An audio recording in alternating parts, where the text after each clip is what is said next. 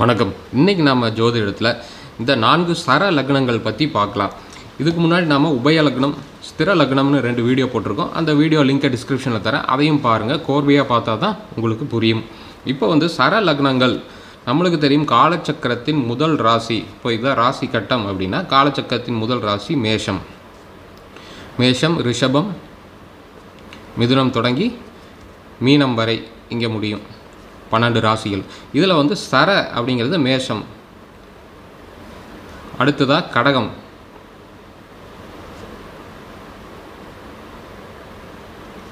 அதற்கு அடுத்ததாக துலாம்,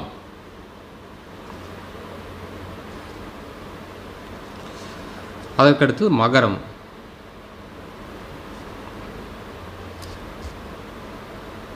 ஸோ இந்த 4 ராசிகள் தான் சர ராசிகள். இதில் லக்னம் அதாவது பிறந்த டைமை பொறுத்து லக்னம் மாறும்.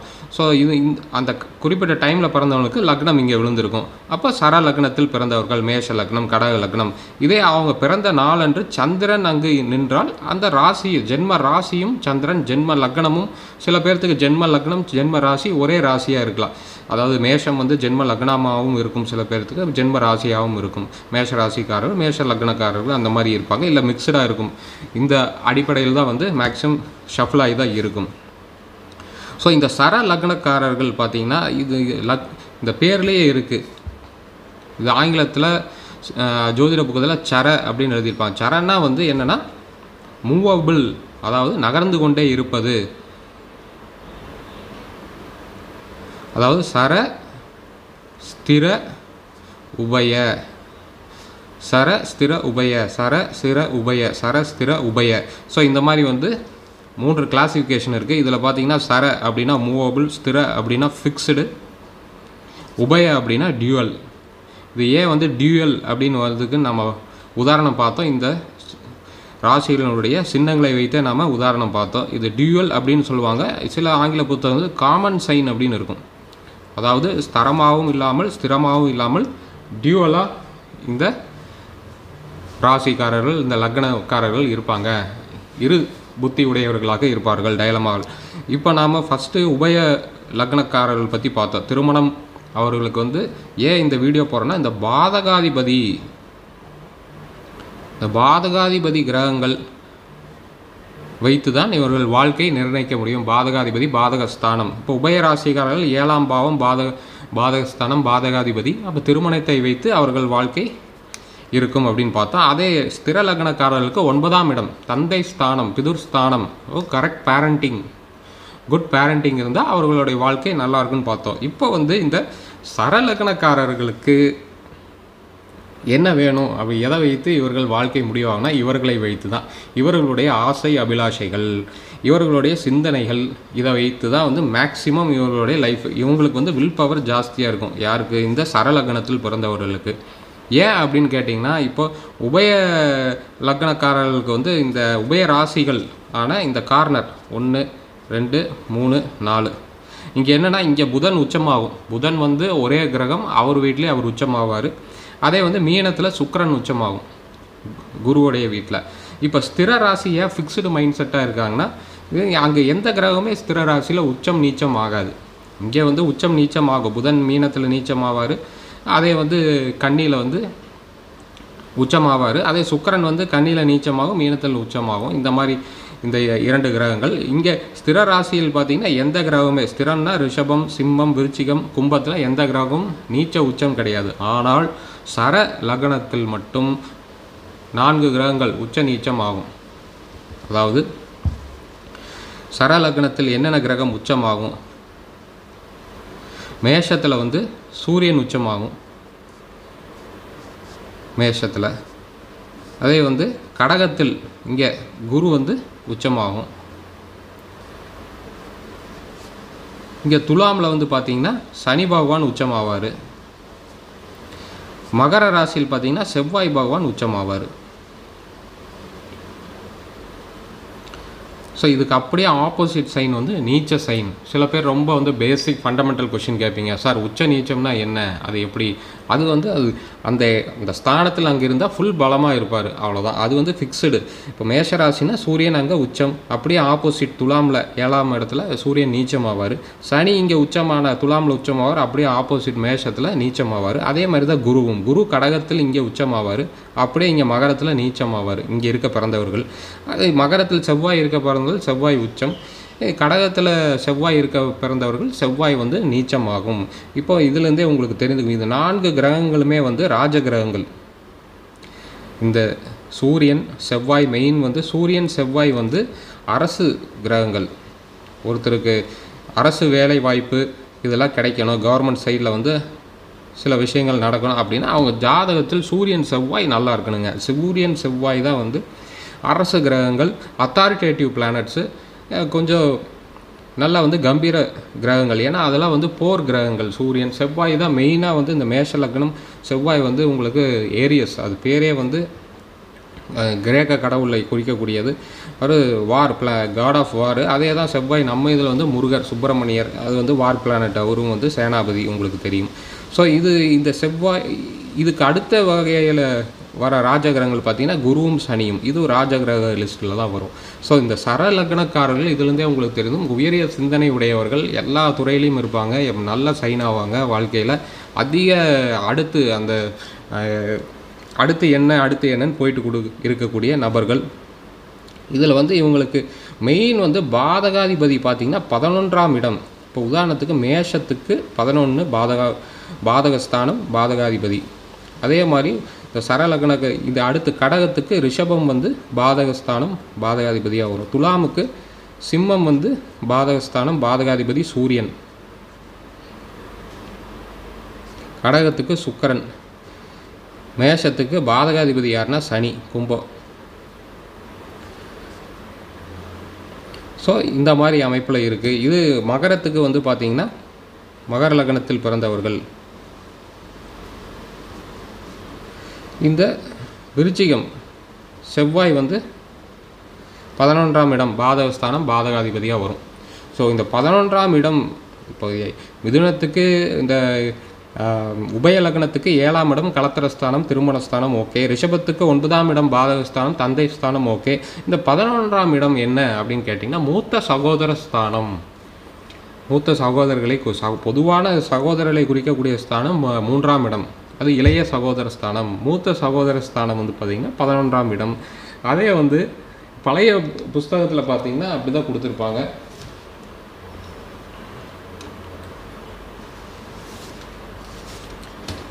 ஸோ இப்போ இந்த 11ஆம் இடம் அப்படின்னு பார்த்திங்கன்னா லாபஸ்தானம், மூத்த சகோதர ஸ்தானம், லாபம், வெற்றிகள், லாபம், இதெல்லாமே வந்து உங்களுக்கு அது ஒரு நியூட்ரல் சைன் அந்த 11ஆம் இடம்ங்கிறது.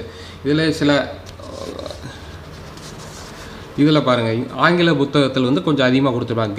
கெயின்ஸ்னால் லாபஸ்தானம், ப்ராஃபிட்ஸ், ஒருவர் வாழ்வில் அடையக்கூடிய பொருளாதார ப்ராஃபிட்ஸு, அவர்களோட மனோ ரீதியான ப்ராஃபிட்ஸு. அதே ஃபுல்ஃபில்மெண்ட் ஆஃப் டிசைர்ஸ்ன்னு கொடுத்துருக்காங்க. அதாவது ஃபுல்ஃபில்மெண்ட் ஆஃப் டிசைர்ஸ்னால் அவங்க ஆசை அபிலாஷைகள் நிறைவேறக்கூடிய தன்மை அந்த 11ஆம் இடம் தான் நிறைவேற்றும். ப்ராஸ்பரிட்டி, வாழ்வில் வந்து நல்ல உன்னதமான நிலை. அதே நண்பர்கள், ஃப்ரெண்ட்ஸு, இதுதான் வந்து ரொம்ப முக்கியமாக இன்றைக்கி நம்ம பார்க்க போகிறோம். அதாவது கூடா நட்பு கேடாய் முடியும் யாருக்கு அப்படின்னா இந்த சரலக்னக்காரர்களுக்கு. நண்பர்கள், லெஃப்ட் இயர், அதாவது இடது காது, ஆங்கிள்ஸ், கால் பகுதி சொல்லியிருக்காங்க. ஸோ இதில் வந்து பார்த்திங்கன்னா இந்த காம திரிகோணம் அப்படின்னு நம்ம ஒரு வீடியோ பார்த்தோம், 3, 7, 11.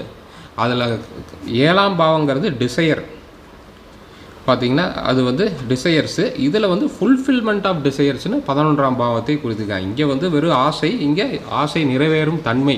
ஸோ 2 வீட்டுக்கு 3, 7, 11 இந்த 3ஆம் பாவங்கிறது தைரியஸ்தானம். ஸோ தைரியம் இருந்தால் தான் 7ஆம் பாவம் வேலை செய்யும், 11ஆம் பாவம் வேலை செய்யும். தைரியம் இருந்தால் திருமணத்துக்கு பிறகு 11ஆம் இடங்கிறது அதுக்கும் மேலே. இந்த ஆசை, எல்லை இல்லாத ஆசை இந்த சரலக்னக்காரர்களுக்கு எந்நேரம் இருக்கும். அதனால் வந்து இந்த 11ஆம் பாவம் மிக முக்கியமாக பார்க்கணும். நம்ம ஏற்கனவே பார்த்தோம் பாதகாதிபதி ஏதோ ஒரு வகையில் கெட்டணும். இப்போ உதாரணத்துக்கு மேஷ லக்னத்துக்கு பாதகாதிபதி பார்த்திங்கன்னா சனி பகவான். கெடணும்னா ஒன்று வந்து வக்ரமாக இருக்கணும், அல்லது வந்து லக்கணத்துக்கு 6, 8, 12 போய் மறைந்து விட வேண்டும். இப்போ சனி பகவான் வந்து லக்னத்துக்கு 6ஆம் பாவம், 8ஆம் பாவம், 12ஆம் பாவத்தில் மறைஞ்சிடணும். மேக்ஸிமம் இந்த சனி வந்து 6ல் இருந்தாலும் இந்த புதன் வீட்டில் நல்லா வேலை செய்யும். அதே வந்து இங்கே 12ல் இருந்தால் ஓரளவுக்கு நியூட்ரல் ஆகிடும். ஏன்னா வந்து இவங்களுக்கு சனி வந்து ரொம்ப அதிகப்படியாகவும் கெடக்கூடாது. ஏன்னா அதிகப்படியாக கெட்டுதுன்னா என்ன ஆகுனா 10ஆம் பாவாதிபதி தொழில் ஸ்தானாதிபதியாகவும் இந்த மேஷ லக்னக்காரர்களுக்கு இந்த சனி பகவான் இருப்பார். ஸோ அதனால் வந்து ஒரு அளவுக்கு நியூட்ரலாக இருக்கணும். 3ஆம் பாவம் இங்கே இருக்கலாம் சனி பகவான், இல்லை 6ல் ஓரளவுக்கு இருக்கலாம், 8ல் இருக்கலாம், ஒன்றும் தப்பு இல்லை. இங்கே இருந்தால் ஓரளவுக்கு அப்படியே நியூட்ரல் ஆயிடுவார், ரொம்ப வந்து கெடுதல் பண்ண மாட்டார். ஸோ இது என்ன ஆகும் அப்படின்னா இவர்களுடைய வாழ்க்கை இவங்களுடைய ஆசைகளை பொறுத்து தான். பேராசையை கம்மி பண்ணிக்கணும், அப்போ தான் வந்து இவர்களுக்கு வாழ்க்கை நல்லாயிருக்கும். இந்த ஒரு சினிமாவில் சொல்கிற மாதிரி அதுக்கும் மேலே அப்படி போயிட்டே இருந்தாங்கன்னா இவர்கள் வாழ்க்கை வந்து இழந்துருவாங்க. ஒரு கட்டத்தில் வந்து 0 ஆயிடுவாங்க, பாப்பர் ஆயிடுவாங்க. அதாவது 11ஆம் பாவங்கிறது என்னென்னா, இதில் இன்னொரு பிரச்சனை என்னென்னா, இந்த 11ஆம் பாவாதிபதி இந்த பாதகாதிபதி 7ஆம் பாவத்தோட சம்மந்தமே படக்கூடாது. ஏன்னா 7ஆம் பாவம் முதல் திருமணம், 11ஆம் பாவங்கிறது 2வது திருமணம். சில பேர் சொல்லுவாங்க ஒவ்வொரு பாவத்துக்கு 3ஆம் பாவம் தான் அடுத்து. இப்போ உதாரணத்துக்கு இங்கே இளைய சகோதரர் 3ஆம் பாவம்னா அடுத்து 5ஆம் பாவங்கிறது அடுத்த 2வது இளைய சகோதரர். அப்படி கிடையாது, அது மாதிரி இங்கே ரூல் வேலை செய்யாது. இங்கே திருமணத்தை பொறுத்த வரைக்கும் முதல் திருமணம் 7ஆம் பாவம், 11ஆம் பாவம் 2வது மனைவி அல்லது கணவனை குறிக்கக்கூடிய அமைப்பு. இங்கே இதில் வந்து என்ன பிரச்சனைனா இவங்களுக்கு ஆசை இருந்துகிட்டே இருக்கும். அதனால தான் வந்து இவர்களுக்கு சம்டைம்ஸ் இந்த 11ஆம் பாவம் சரியாக அமையாவிடில் 7ஆம் பாவம் நல்லா இருந்து, இல்லை வந்து நல்லா இருந்ததுன்னா ஒன்றும் பிரச்சனை இல்லை. 7ஆம் பாவம் கெட்டிருந்து 11ஆம் பாவம் ஸ்ட்ராங்காக இருந்ததுன்னா, இது வந்து 7ஆம் பாவம் வீக்காகி 11 நல்லா ஸ்ட்ராங் ஆகிடுச்சுன்னா இவர்களுக்கு 2வது திருமணம் நடக்கக்கூடிய அமைப்பு இருக்குது. ஸோ ரொம்ப கேர்ஃபுல்லாக இருக்கணும். இல்லாட்டி வந்து நிறையா வந்து இந்த இல்லீகல் அஃபையர்ஸ் திருமணத்துக்கு பிறகு அது நிறைய போட்டிருக்காங்க. இந்த ஆங்கிலத்தில் ஒரு வார்த்தை இருக்குது, ப்ரொமிஸ்குவஸ் ரிலேஷன்ஷிப்ஸ்.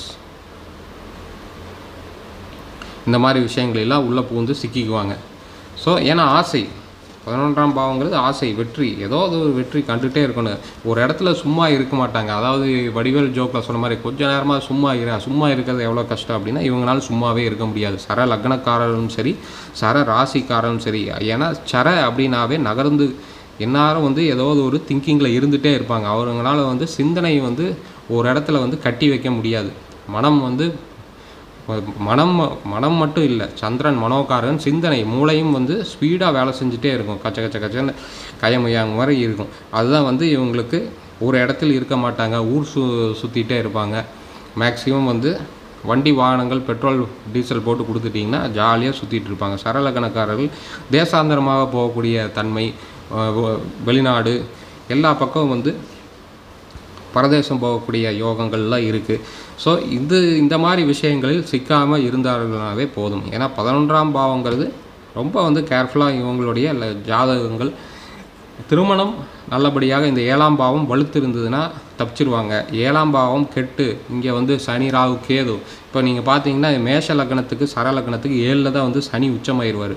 அப்போ போய் இப்படி இருந்ததுன்னா வந்து ஏதாவது இப்போ 2 திருமணங்கள் நடக்கக்கூடிய அமைப்பு வந்துடும். இது வந்து கால தேசத்தை பொறுத்து தான் நம்ம இது வந்து கணிக்கணும். இது நம்ம நாட்டில் இந்தியா திருநாட்டில் வந்து ஒருவனுக்கு ஒருத்தி என்ற அமைப்பு இருக்குது. அதனால் வந்து இங்கே மோனோகேமி, அதனால் வந்து இங்கே வந்து இது தவறு, இல்லீகல். இதே வந்து ஆப்பிரிக்கா இல்லை வேறு சில நாடுகள் எங்கே பாலிகேமி இருக்குதோ அங்கே வந்து நம்ம ஜோதிடர்கள் மாற்றி கணிக்கணும். இதை வந்து சட்டத்துக்கு புறம்பானதாக இருக்காது சில நாடுகளில். ஸோ இந்த மாதிரி அமைப்பும் இருக்குது. அந்த மாதிரி நாட்டில் இந்த ஜாதகங்கள் நல்ல ஜாதகங்கள் தான். இங்கே வந்து இது தீமை தான். ஏன்னா வந்து இப்போ நீங்கள் உதாரணத்துக்கு சரலக்னம் எடுத்திங்கன்னா இந்த அடுத்த கடக லக்னம் பகவான் ஸ்ரீராமருடைய லக்னமே கடக லக்னம் தான், கடக லக்ன ஜாதகம் தான். இருந்தாலும் அவர் வாழ்ந்து காமித்திருக்கிறார் ஒருவனுக்கு ஒருத்தி என்று. ஸோ இதுலேருந்தே நீங்கள் புரிஞ்சுக்கணும் ஏன் வந்து அவர் கடக லக்னம் சூஸ் பண்ணியிருப்பார். ஏன்னா வந்து அது எல்லாமே மாயை தான், அவருடைய லீலை தான். இருந்தாலும் அவர் வாழ்ந்து காமிக்கலாம். எல்லாமே உங்களுடைய மைண்ட் செட்டில் தான் இருக்குது. சரலக்னத்தை பொறுத்த வரைக்கும் ஒரு தொழில் நீங்கள் செஞ்சாலுமே வந்து 10ஆம் பாவம் பாருங்கள், இங்கே தொழில் ஸ்தானம் மேஷ லக்னத்துக்கு சனி பகவான். நீங்கள் இரும்பு சம்மந்தப்பட்ட தொழிலில் ஏதோ ஒரு தொழில் நீங்கள் செய்தாலும் நீங்கள் வந்து அதில் போதும் என்ற மனப்பான்மை இருந்தால் தப்பித்து கொள்ளலாம். உங்களுடைய தாரக மந்திரமே இனஃப், போதும், ஓகே எனக்கு டார்கெட் இவ்வளோ தான் அப்படின்னு ஃபிக்ஸ் பண்ணிவிட்டு அது போதும், அதோடு நிறுத்திக்கணும். மேலும் மேலும் போயிட்டே இருந்தீங்கன்னா நிறையா கோர்வையான சிக்கல்களில் நீங்கள் போய் சிக்கிடுவீங்க. பொதுவாக இந்த லக்னக்காரர்கள் நிறைய பேர் வந்து சிக்கிடுவாங்க சில விஷயங்களில் தேவையில்லாமல் வந்து போய் மாட்டிக்கிறது. இதே வந்து சம்டைம்ஸ் இந்த நண்பர்கள் இவர்களுக்கு ஆகவே ஆகாது. நண்பர்களை தூர தள்ளி வச்சிடணும். நல்ல நண்பர்களாக இருந்தாலும் சரி, கெடுதல் செய்யும் கூடா நட்பு கேடாய் முடியுங்கிற மாதிரி தான் இவர்களுக்கு 11ஆம் பாவங்கிறது நட்பு ஸ்தானம். நண்பர்கள் நிறைய நண்பர்கள் இருப்பாங்க. நண்பர்களிடம் படம் கொடுத்து ஏமாறுவது இந்த சர ராசியில் பிறந்தவர்களும் சரி, சர லக்னத்தில் பிறந்தவர்களும் சரி. அதாவது இந்த மேஷம், கடகம், துலாம், அதே மகரம். ஸோ இதில் வந்து நீங்கள் நண்பர்களை வந்து அவாய்ட் பண்ணிடுங்க. இல்லை பட்டும் படாமல், தாமரைகளை போல் பட்டும் படாமல் இருக்கிறது நல்லது. மூத்த சகோதரர்கள் சப்போஸ் இருந்தால் அவர்களிடமும் பணம் கொடுக்கல் வாங்கல், ஒரு ஜென்டிலான ரிலேஷன்ஷிப் மெயின்டைன் பண்ணுங்கள். அதாவது ஆஃப்டர் மேரேஜ் இருந்தாலும் மூத்த சகோதர சகோதரிகள் இருந்தாலுமே வந்து ஒரு ஜென்டில் ரிலேஷன்ஷிப் மெயின்டைன் பண்ணிங்கன்னா உங்களுக்கு எந்த பிரச்சனையும் இருக்காது. ரொம்ப வந்து டீப்பாக நண்பர்களுடைய விஷயங்களில் தலையிடுவதோ, ரொம்ப டீப்பாக இங்கே உங்களுடைய own brother and sister elder கூட தலையிடுவதோ உங்களுக்கு துன்பத்தை விளைவிக்கும். இதுக்கு நிறைய விதிவிலக்கு இருக்குங்க. அது நான் ஏற்கனவே சொன்ன மாதிரி அந்த கிரகம் அமர்ந்த நட்சத்திரம் பார்க்கணும், அந்த வீடு கொடுத்தவனுடைய நிலவை பார்க்கும் கிரகங்கள், நவாம்சத்தின் நிலை என்ன அவஸ்தையில் இருக்குது எல்லாமே பார்க்கணும். நான் இது வந்து ஒரு மேலோட்டமாக ஒரு எஜுகேஷன் பர்பஸ்க்காக ஒரு basic fundamental view of the சரலக்னங்கள் மட்டும்தான் நான் சொல்கிறேன். ஸோ நிறைய விஷயங்கள் இருக்குது. ஜோதிடம் படிக்கிறவங்க பொறுமையாக படிங்க, அப்போ தான் இதெல்லாம் தெரிஞ்சுக்க முடியும். ஸோ இந்த மாதிரி அமைப்பெல்லாம் இருக்குது. இதில் வந்து என்னென்னா இந்த மேஷத்துக்கு பாதகாதிபதி சனி, அதே வந்து கடகத்துக்கு பாதகாதிபதி யாருன்னா சுக்கிரன், 11ஆம் இடம். துலாமுக்கு பார்த்தீங்கன்னா பாதகாதிபதி சூரியன். மகரத்துக்கு மகர லக்னம் அல்லது ராசியில் பிறந்தவர்களுக்கு பாதகாதிபதி யாருன்னா விருச்சிகத்துடைய அதிபதி, விருச்சிக ராசி. இந்த 11ஆம் இடம் வந்து செவ்வாய். ஸோ இதில் வந்து எல்லாமே பகை கிரகங்களாக இருக்கும். இப்போ இந்த லக்னாதிபதி கிரகமும் பாதகாதிபதி கிரகமும் மேக்ஸிமம் பகை கிரகமாக தான் இருக்குது. இப்போ மேஷ லக்னாதிபதிக்கு இந்த செவ்வாய்க்கு சனி பகை, மகர லக்னத்துக்கு சனி செவ்வாய் பகை. அதே துலாமுக்கு பார்த்தீங்கன்னா சூரியன் சுக்கிரன் பகை. இது கடகத்துக்கு சந்திர சுக்கிரனும் லக்னாதிபதியும் இந்த பாதகாதிபதியும் பகை கிரகமாக இருக்கும். ஸோ இதில் வந்து நீங்கள் வந்து தப்பிக்கணும்னா ஒரே வழி, உங்களுடைய சிந்தனை எப்படி இருக்குது, நீங்கள் எப்படி வாழ்க்கையை சூஸ் பண்ணுறீங்க அதை பொறுத்து தான். கொஞ்சம் வில் பவர் இருக்குது. ஏன்னா எல்லா கிரகமும் உச்சமாகுது. மேக்ஸிமம் கிரகங்கள் உச்சம் நீச்சம் ஆகிறது இந்த சர ராசியில் தான் வந்து சர லக்னக்காரர்களுக்கு தான். ஸோ உங்களுடைய சாய்ஸ் தான் எல்லாமே. காட் வந்து உங்களுக்கு வில் பவர் கொடுத்துருக்காங்க. ஸ்திர லக்னக்காரர்கள் மாதிரி குட் பேரண்டிங் வந்து குழந்தைகள் சூஸ் பண்ண முடியாது, அது தெய்வத்தின் அருள். அதே மாதிரி உபய லக்னக்காரர்களுக்கு மனைவி அமைவதெல்லாம் இறைவன் கொடுத்த வரம். மனைவி அமைவதை பொறுத்து அவர்கள் வாழ்க்கை நிர்ணயிக்கப்படும். 2 வீடியோ போய் பாருங்கள். நம்ம யூடியூப் சேனலை சப்ஸ்கிரைப் பண்ணிட்டு பாருங்கள். நிறைய பேர் சப்ஸ்கிரைப் பண்ணாமல் பார்க்குறீங்க. சப்ஸ்கிரைப் பண்ணால் தான் மேலும் மேலும் இந்த மாதிரி நல்ல வீடியோஸ் போடுறதுக்கு எனக்கும் வந்து ஒரு தூண்டுதல் சக்தியாக இருக்கும். அதே வந்து ஜோதிட ஆலோசனை பெறவங்க மேலே இருக்கிற வாட்ஸ்அப் நம்பருக்கு உங்கள் ஜாதக விவரங்களை அனுப்புங்க. நான் என்ன டீட்டெயில்ஸுங்கிறது உங்களுக்கு அப்டேட் பண்ணுறேன். இதில் வந்து பார்த்திங்கன்னா இந்த சரலக்னக்காரர்களுக்கு வந்து சாய்ஸ் அவங்க தான். ஏன் வந்து 11ஆம் இடம் வந்து 11ஆம் இடம்ங்கிறது நியூட்ரல் ஸ்தானம், வெற்றி ஸ்தானம். இப்போ பிரசன்ன ஜோதிடம் பார்க்க போனீங்கன்னா 11 அப்போது வந்து நீங்கள் கேள்வி கேட்கும் டைமுக்கு உங்கள் நீங்கள் பிறந்த ஜாதகத்தை பார்க்க மாட்டாங்க. அந்த டைமுக்கு ஒரு ஜாதகத்தை போடுவாங்க. அதில் 11இல் என்ன கிரகங்கள் நிற்குதோ அதை பொறுத்து தான் வந்து வெற்றியா தோல்வியா, நீங்கள் கேட்க வந்த கேள்வி வந்து சக்ஸஸ் ஆகுமா ஆகாதங்கிறத சொல்லுவாங்க. ஏன்னா 11ஆம் இடங்கிறது ரொம்ப பேலன்ஸ்டான இடம். அதனால தான் சனி பகவானுக்கு இந்த கும்பராசி 11 வந்து தந்திருக்காங்க. ஏன்னா வந்து சனி பகவான் வந்து 9 நவகோளில் இருந்தாலும் அவர் பேலன்ஸ்டாக தான் இருந்து ஆக வேண்டும். ஏன்னா கடவுளுக்கும் 7.5 சனியெலாம் உண்டு. நாம் அந்த புராண கதையெல்லாம் படித்திருக்கிறோம். ஆஞ்சநேயர் எப்படி தப்பிப்பார், மற்றவங்களுக்கு எப்படி என்னென்ன பிரச்சனையாச்சு. ஈவன் விநாயகரே வந்து சனி பார்வைப்பட்டதால் தலை துண்டிக்கப்பட்டு விநாயகர் ஆனார். அந்த கஜமுகம்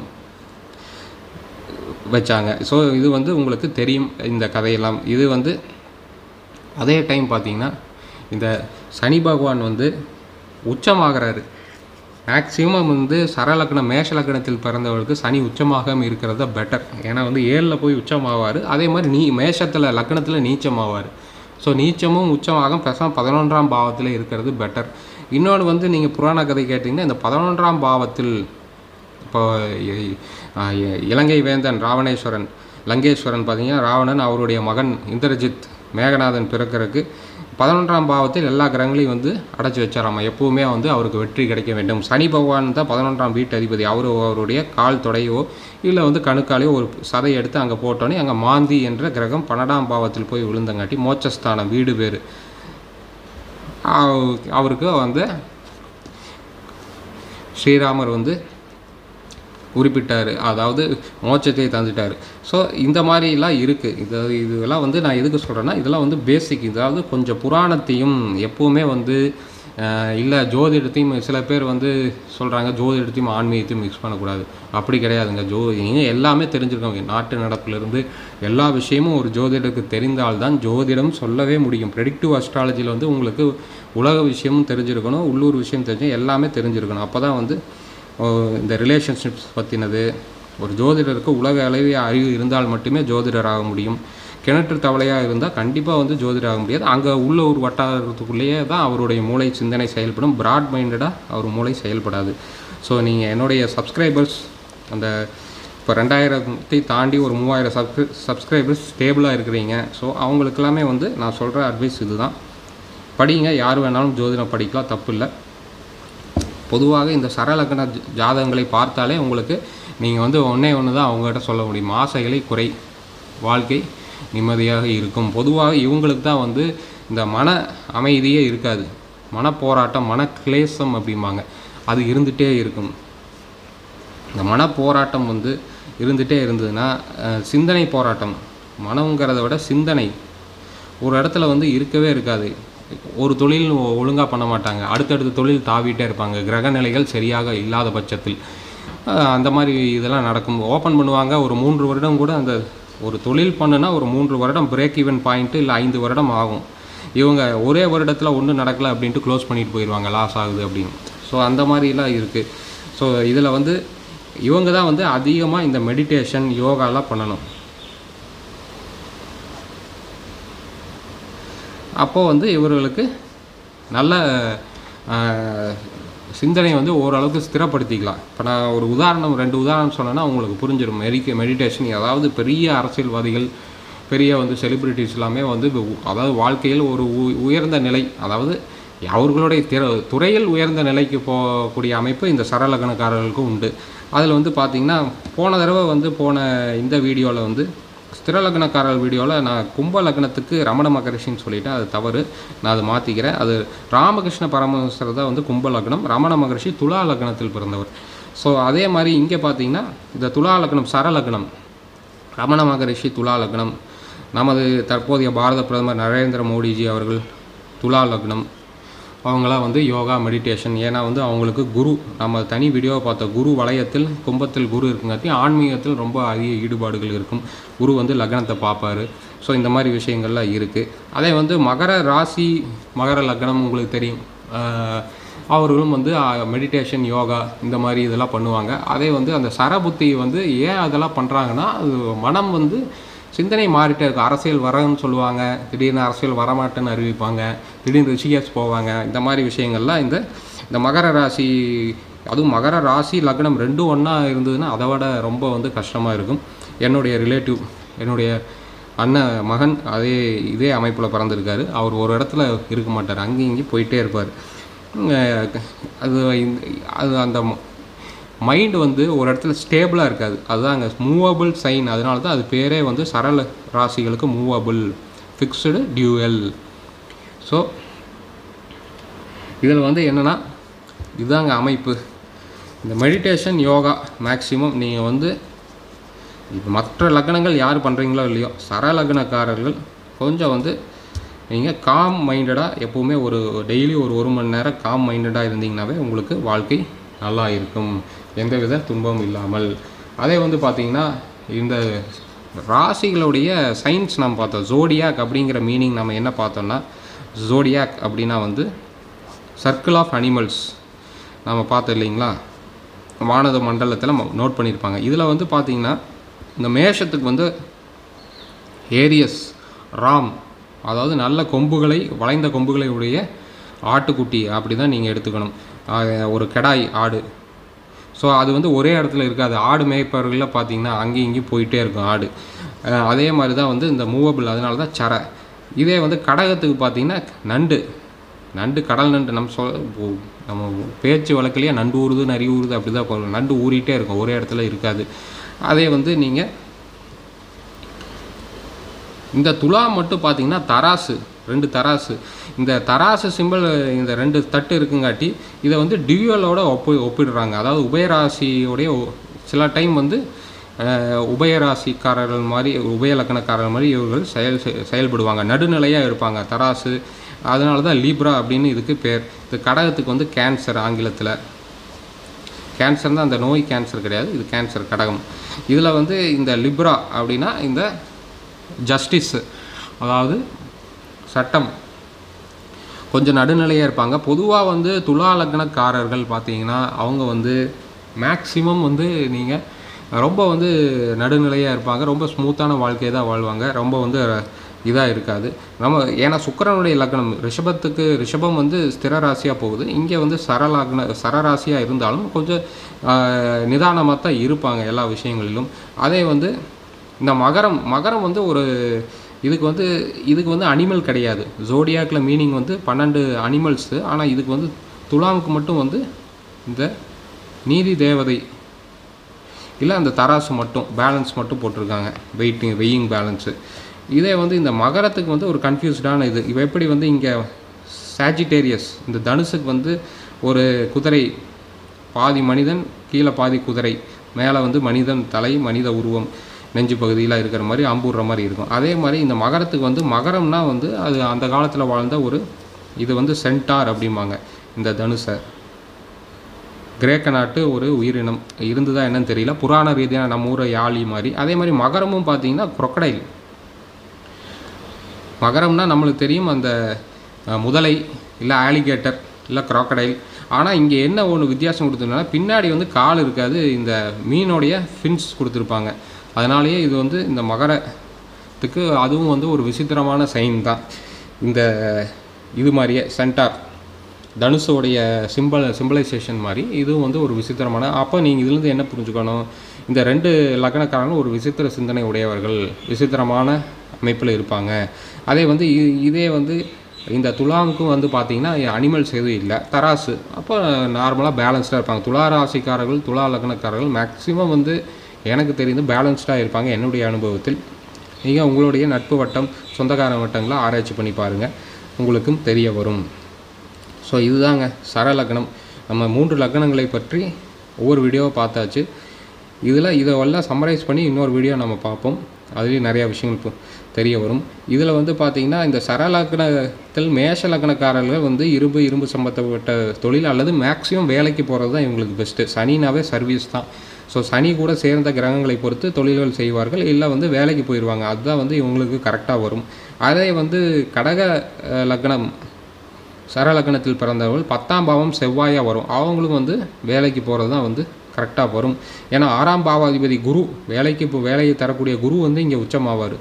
ஸோ அவங்க வந்து மேக்ஸிமம் வேலைக்கு போகிறது தான் பெஸ்ட்டு. தொழிலை விட தொழில் செய்தாலும் வந்து செவ்வாய் இரும்பு சம்மந்தப்பட்டது, அந்த மாதிரி விவசாயம் இதெல்லாம் வந்து செய்யலாம். கடகம் வந்து சந்திரனுடைய லக்னம். அதே வந்து துலா லக்னக்காரர்கள் உங்களுக்கு பார்த்திங்கன்னா 10ஆம் வீடு சந்திரனாக வரும், ஜலம் சம்மந்தப்பட்ட பொருள்.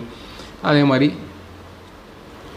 வேலைக்கு போகக்கூடிய அமைப்பு தான் இவங்களும் வந்து மேக்ஸிமம் வந்து வேலைக்கு போகலாம். ஏன்னா லக்னாதிபதி 6ஆம் பாவத்தில் போய் உச்சமாகும், வேலைக்கு போகக்கூடிய ஸ்தானத்தில். மேக்ஸிமம் வந்து தொழிலை விட இவர்கள் வேலைக்கு போனால் நல்லா சைன் ஆவாங்க, நல்லா படித்திருந்தால். மகர லக்னக்காரர்களும் அதே மாதிரி தான், நல்லா வந்து இந்த 10ஆம் பாவம் சுக்கிரனாக வரங்காட்டி இவங்களும் வந்து வேலைக்கு போகிறது தான் பெஸ்ட்டு. இந்த பிஸ்னஸ் செய்வதை விட. பிஸ்னஸ் செஞ்சாலும் சுக்கிரன் சம்மந்தப்பட்ட தொழில்கள், அதாவது நகை சம்மந்தப்பட்டது, அழகு சாதனங்கள், சொகுசு பொருட்கள், இதெல்லாம் வந்து ஃபர்னிச்சர், வீட்டுக்கு தேவையான கன்ஸ்ட்ரக்ஷன்லேயே சொகுசு ஐட்டங்கள், இந்த மாதிரி விஷயங்கள்லாம் வந்து இந்த சுக்கிரனுடைய டொமைனில் வரும். உணவு உற்பத்தி அதெல்லாமே பண்ணலாம். இந்த துலா லக்னத்தில் பிறந்தவர்களும் இந்த 10ஆம் பாவம் சந்திரன் வந்தங்காட்டி போக்குவரத்து துறை, டிரான்ஸ்போர்ட்டு, லாஜிஸ்டிக்ஸு, இந்த மாதிரி விஷயங்கள், ஹோட்டல், ரெஸ்டாரண்ட்டு, இதெல்லாமே பண்ணலாம். இந்த சந்திரனுடைய அமைப்பில் வரங்காட்டி விவசாயம் இதெல்லாம் பண்ணலாம். ஸோ இந்த மாதிரி அமைப்பில் இருக்கும். எந்த லக்னக்காரர்கள் பொதுவாக வந்து கவர்மெண்ட்டை சார்ந்து, அரசை சார்ந்து இருப்பங்காட்டி அரசு காம்படிட்டிவ் எக்ஸாம்ஸு எதுவாக இருந்தாலும் சரி, யூபிஎஸ்சி, டிஎன்பிஎஸ்சி, இதெல்லாமே வந்து இவங்க எழுதுனாங்கன்னா கொஞ்சம் சக்ஸஸ் ஆகும். ரயில்வே, இந்தியா போஸ்ட்டு, மெயினாக ரயில்வேஸு, இந்தியா போஸ்ட்டு. அப்புறம் ஸ்போர்ட்ஸில் ரொம்ப ஆக்டிவாக இருப்பாங்க சில பேர் வந்து. இந்த செவ்வாய் வந்து இப்போ பாருங்கள், இதில் என்ன ஒரு கான்ட்ரடிக்ஷன் தான், இந்த மகர லக்னத்தில் செவ்வாய் வந்து இங்கேயே பாதகாதிபதியாக இங்கே உச்சமாவார். ஸோ அது ஒரு விசித்திரமான சயின்ஸ் இதெல்லாம் வந்து. அதனால் வந்து ஸ்போர்ட்ஸ் கோட்டாவில் மேக்ஸிமம் வந்து வேலைக்கு போகிறவங்களாம் வந்து இந்த மாதிரியான அமைப்பில் சர லக்னங்களில் இருப்பாங்க. நல்ல உயர்ந்த பதவி, நல்ல வாழ்க்கையை வாழக்கூடிய அமைப்பு. ஆனால் இந்த நண்பர்கள் கூட்டத்தை தவிர்க்க வேண்டும். உறவினர்கள், மூத்த சகோதரர்கள், 11ஆம் பாவம் ரிலேட்டிவ்ஸையும் குறிக்கும். அதாவது உங்களுடைய சொந்தக்காரர்கள், அவர்களுடையும் நல்ல ரிலேஷன்ஷிப் மெயின்டைன் பண்ணணும். கொடுக்கல் வாங்கல் அதிகமாக வச்சுக்காதீங்க. வாழ்க்கை நல்லாயிருக்கும். ஆசைகளை குறைக்க வேண்டும், அதுதான் மெயின். மெடிடேஷன், யோகா செய்யுங்க, நல்லபடியாக இருக்கலாம். ஸோ நம்ம யூடியூப் சேனலை சப்ஸ்கிரைப் பண்ணிவிட்டு பாருங்கள். வேறு ஏதாவது விட்டுருந்தனாலும் வேறு அடுத்தடுத்த வீடியோவில் நான் அதை வந்து கோர்வையாக போட்டுக்கிறேன். நீங்கள் கோர்வையாக பாருங்கள். நம்ம வீடியோஸ்லாம் முதல்ல இருந்து பாருங்கள், ஷேர் பண்ணுங்கள், சப்ஸ்கிரைப் பண்ணுங்கள். நன்றி.